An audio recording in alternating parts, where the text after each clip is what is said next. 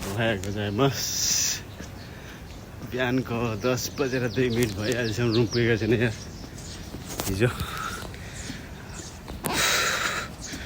9:05 को ट्रेन चढेर गएको है 10:30 को काम थियो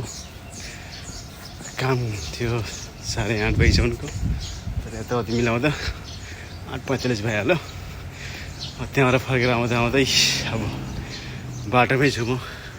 रुम जाने बाटो यो है अझै 6-7 मिनट लाग्छ जानुपर्ने चाहिँ रुम गर्मी त्यस्तै छ है दुनियाँ दिउँसो कामको लागि काममा गइसक्यो आफू पनि नाइट काम गरिन्छ अनि के गरेर उँभो लागिन्छ भन्नु त नाइट काम गर्नै पर्यो नगरेर उपाय छैन पलाउँछ अब के गर्नु जापानको जिन्दगी यार कसरी भन्ने यार न दिन छ न रात छ यार कुदेको छ यार यस्तो पनि हुन्छ यार ल यार सुन्तला हो के हो यो सुन्तला नलाने होइन के हो